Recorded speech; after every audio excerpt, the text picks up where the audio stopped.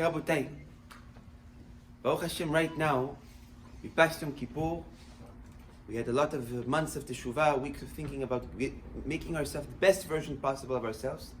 But now, Rabotai, truly, what can we hold on to that can truly, Be'ezrat Hashem, keep us with beracha, keep us growing with our panasa, keep us growing with our zivug, keep us growing with everything. So now, Rabotai, there's something that is very important, that it relates to men and to women. And I'll explain why I am making this as a point. Today, Rabotai, what Sephira are we? We are Friday. Friday is Yesod. The Zohar Kadosh says that Friday is the day of Tikkun HaBerit. That Friday, as we know, every single day of the week, there is a body part that relates to it. So for example, like we said, Sunday, Chesed, it's the right hand. Monday, Gvura, it's the left hand. And so on, Tiferet, down, Chabad, it's the brain, the head. So what day is Friday? Friday is the Brit. That Friday is the day of Tikkun HaBerit. That throughout the entire week we repair different parts of our body. On Friday we repair the Berit. Now, but what's this concept of keeping the Berit and repairing the Berit? The Zohar Kadosh says something, and this is going to be the line. Because the Zohar speaks a lot about this, but this is just to finish with it. The Zohar Kadosh says, if a person wants to be big with his life, like we mentioned yesterday, that if you want to grow in Parasha or anything in life, you have to grow with your neshama. If you want to grow with anything in life, and you want people to respect you, and you want to have Parasha, and you want to be something big or someone successful, there is only one way to do it. Shemirat HaBerit. That the protection of the Berit is the only way a person can get to heights. And the Zohar Kadosh brings dozens of examples of people that got to heights, if it's with power of kingdomship, if it's with power of winning wars, if it's with power of being very rich, if it's being big tzaddikim. It all came from Shemirat HaBerit. I don't even want to start to speak about what the Zohar says if one doesn't keep the Berit. It says, Hashem Yerachem, I used to give a little bit of taste. It says he will fall down and no one will respect him and he will be in the bottom of the bottom. I'm making it soft. I'm making it soft.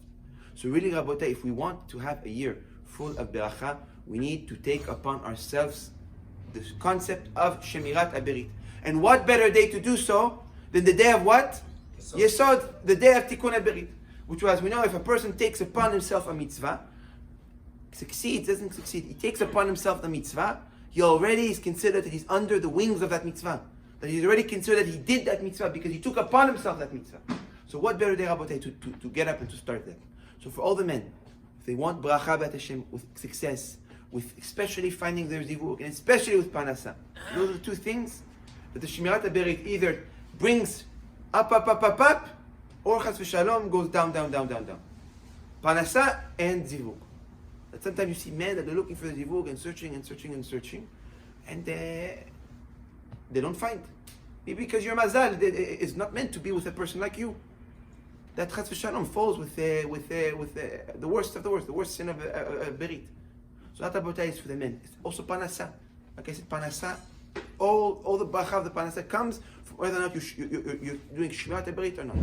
Now, all the women are going to ask, what about us?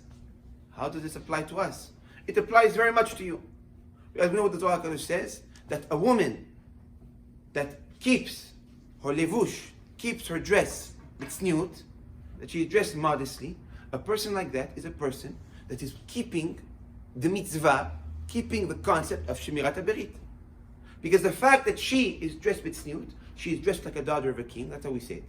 The moment a woman is dressed modestly, she's called a daughter of a king.